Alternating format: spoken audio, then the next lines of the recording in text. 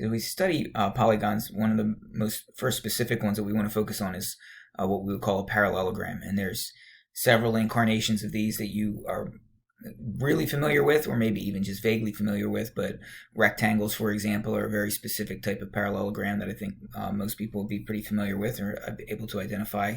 Squares, and maybe possibly a rhombus. But when we talk about a parallelogram, just in a broad sense, okay, the basic characteristics of any parallelogram that are always going to apply. All right, we really have a couple things happening here. Both pairs, not just one pair, but both pairs of opposite sides have to be parallel. So there's one pair of parallel sides and then another pair of parallel sides. Okay? A direct consequence of that is going to be the relationships between the angles, because what happens with parallel lines, you might recall, is that same side interior angles, okay, are going to be supplementary. So angle S and angle P here would be supplementary, but then Q and P would be supplementary, which means that the opposite angles are going to be equal to each other.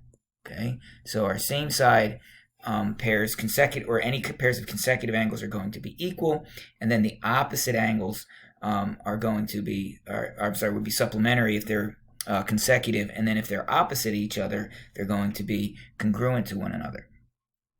So as a result of that, we have characteristics that are going to occur when we have a right angle. If a parallelogram has one right angle, then it has four, because the angle consecutive to that would also have to be 90, and then the opposite angles would have to be 90 as well.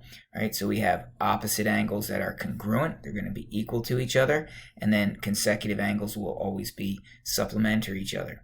All right. And then finally, not only are their sides parallel to each other, but they're also going to be congruent to each other. So these sides that are opposite each other will be congruent, and then these two sides here would also be congruent. So we're going to be able to use those properties and apply algebra to solve for unknown values in certain situations. So here we have parallelogram ABCD. So right away when I see that, I know that this 8b and this 112 have to be equal to each other. So I can set them equal to each other, and I can solve for B. I also know that the opposite sides have to be equal to each other. 2a and 34 are equal to each other, so we can use algebra to solve those. So let's look at a couple of examples to practice on our own here. So we have, in this first parallelogram, remember one of the rules. First thing I could do is note that 3x plus 4y have to add up to 180 degrees, but that doesn't really help me here. What does help me is this 90-degree angle. Once I have one 90-degree angle in a parallelogram, I know that I have all angles are right angles. Okay? If one angle is a right angle, then they're all right angles. Okay? So two very easy equation solves here. 3x is equal to 90, and 4y is also equal to 90. So if we divide 90 by 3, that divides nice and evenly. That's 30. And now here, if we divide by 4, 90 divided by 4, we do get a decimal here. We get 22.5 for y. In the next one, again, if one angle's 90, then all the angles are 90. So right away, we're going to just say that 6x equals 90. And then we just divide both sides by 6 to solve for x. So x in that situation would be 15. Opposite sides in a parallelogram are equal. So that means 8y has to be equal to 88. We divide by 8 on both sides, and we have y equals 11. Again, even if we don't know that this is a parallelogram, we can just look at the way that the diagram is marked for us. So we can see from the picture that all these sides are marked equal to each other, so we can say 6x is equal to 12, and we can also say that 3y equals 12. It's not going to help us any to say that 6x equals 3y. Right? That would be two unknowns. But here we can divide both sides by 6 and find that x is 2. Here we can divide both sides by 3, and we have y equal to 4. Okay? In the next one, we can take note that 12x and 3y are equal, but that's not going to allow us to solve. In order to solve this, I'm going to have to go here. And I know the most common mistake I see here is my students lazily or myopically just look at this and go, well, 6x must be equal to 12 without thinking. So hopefully we would see something like that and realize right away that's not true. That's impossible, unless of course x is 0. those two would not be equal to each other. Remember your rules for parallelograms right from the first page of the study guide. If these angles are consecutive to each other, they're same side interior angles off of these parallel lines. So the correct assumption there would be that 6x plus 12x adds up to 180 degrees. So we want to be really careful here. Remember, in the first section here, if we're adding up all four angles in a quadrilateral, they add up to 360. But if I have just these two consecutive angles, they add up to 180. We have to be careful about what it is that we're looking at. If we have three angles in a triangle, we know that they add to 180. So there's certain rules we're going to have to commit to memory here and then apply them to pretty simple algebra situations, right? Here we would have 18x equals 180, and that becomes a pretty easy equation to solve, x equals 10. Now that I know that x equals 10, we can come revisit this situation up here. 12 times x becomes 12 times 10. That's equal to 3y. So 120 equals 3y, and we divide both sides by 3. So we find that y equals 40 in that situation. So again, we want to come through here and try to assess what it is that we have in each of these parallelograms, and not say things that are not true. One statement that I have for sure will be true, but not very helpful, is that 2y has to be equal to 5x. That's not going to allow me to solve for x or solve for y. What will allow me to solve for x or solve for y is to observe this whole angle here, right? 60 plus 55, which is 115, okay? Okay, that whole angle there is 115. So here's a true statement. 5x plus 115 equals 180. Also, 2y plus 115 equals 180.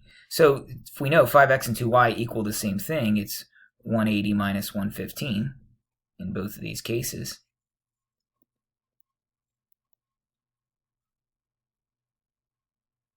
So here we have 5x equals 65, and here we would have 2y equals 65. Divide both sides by 5. And over here we divide both sides by 2. 32.5.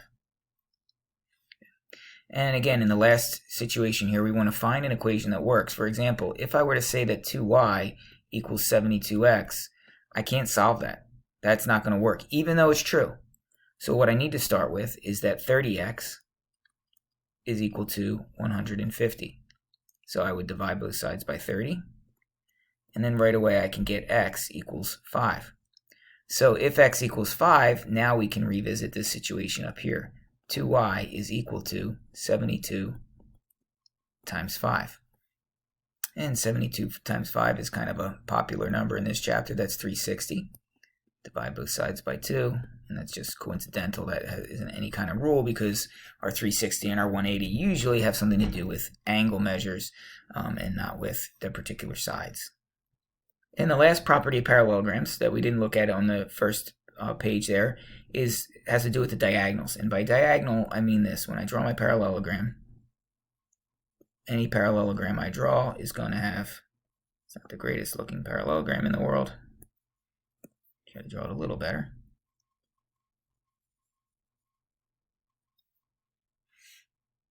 Anytime I sketch a parallelogram, I have two diagonals. That's a diagonal. We go from one corner to the other.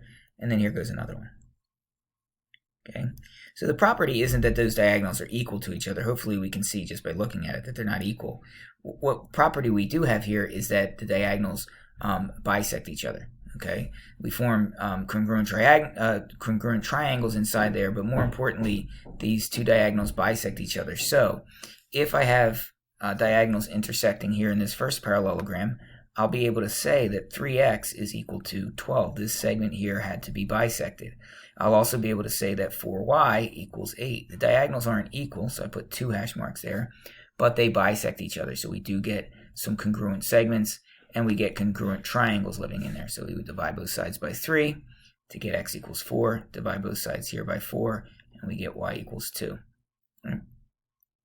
Here, we have, again, we know that this is a parallelogram, but they make life even easier for us. If this is a parallelogram, then I know that if this is a single tick mark, then this is also a single tick mark.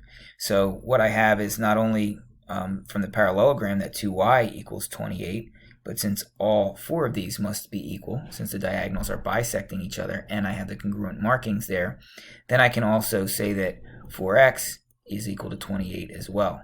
So I divide both sides by 2 here, and we find y equals 14. Divide both sides by 4 here, and we have x is equal to 7. And now we have some degrees of our triangles in here, and we know that the diagonals are going to bisect each other. So what we have is congruent triangles, right? So if this angle in here is 2x degrees, it's equal to 4y degrees, okay? Now, that's not going to help me solve for the value of 2x and 4y. But what I will be able to do, if I have congruent triangles, I know this is 60 degrees as well, okay? And then finally, if I know this is 120 degrees here, this whole angle, then I know that this angle here has to be a whole of 60 degrees, right? Because I take 180 minus 120, and that leaves me with 60 degrees. Well, that 60 degrees has to be divided evenly into these two congruent triangles, right? We know that these congruent triangles are formed here. So what I have is that, yes, 2x and 4y are equal, but they both happen to equal 30. So we say 2x equals 30. We say 4y equals 30. So x would equal 15. And then here we divide by 4, right? And 30 divided by 4, we get y equals 7.5.